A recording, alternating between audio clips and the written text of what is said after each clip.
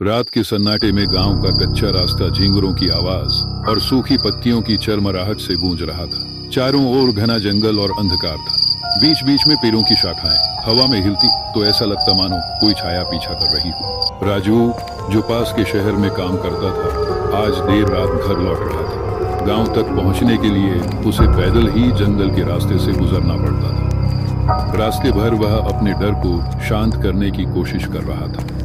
इस जंगल के बारे में कई अजीब भौगोलिक कहानियां प्रचलित थी। लोग कहते थे कि यहाँ एक पिशाच का वास है जो रात में शिकार करता है।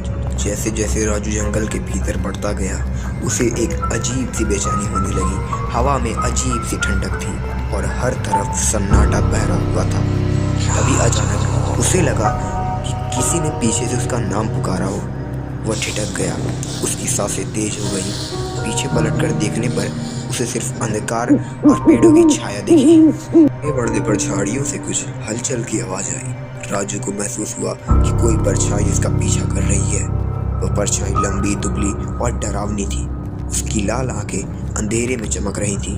राजू ने तेजी से चलना शुरू किया, लेकिन हर कदम के साथ उसे परछाई और करीब महसूस हुई। पर उसे एक बूढ़ी औरत खड़ी मिली, सफेद साड़ी में लिपटी हुई।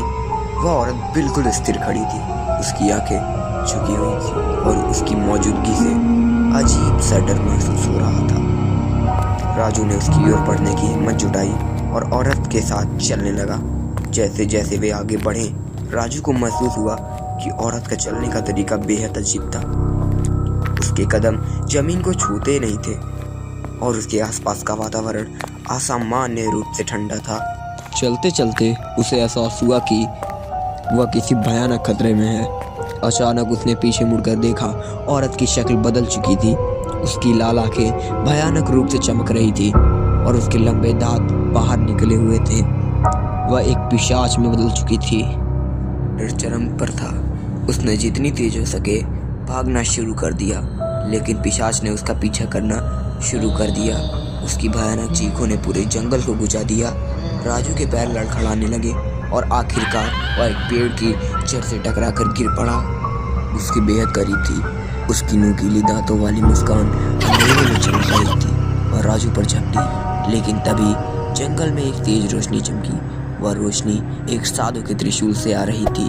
साधु ने मंत्रों का उच्चारण करते हुए त्रिशूल से पिशाच पर वार किया। पिशाच रोशनी से बचने के लिए पीछे हट गई। साधु ने अपने मंत्रों का प्रभाव से पिशाच को धुएं में बदलकर गायब कर दिया। उसके बेहद करीब थी। उसकी नुकीली दांतों वाली मुस्कान अंधेरे में चमक रही थी। वह राजू पर झपटी। लेकिन तभी जंगल में एक तेज रोशनी चमकी। वह रोशनी एक साधु के त्रिशूल से आ रही थी। साधु ने मंत्रों का उच्चारण करते हुए त्रिशूल से पिशाच पर वार किया। पिशाच रोशनी से बचने के लिए पीछे हट गई। साधु ने अपने मंत्रों का प्रभाव से पिशाच को धुएं में बदलकर गायब कर दिया। राजू वहीं जमीन पर कांपता रहा। साधु ने उसे उठाया और उसे जंगल के खतरों के बारे में चेतावनी दी। उस रात के बाद राजू ने कभी भी देर रात उस जंगल से गुजरने की हिम्मत नहीं की। लेकिन गांव वालों का कहना है कि वह पिशाच अब भी जंगल में किसी नए शिकार का इंतजार कर रही है।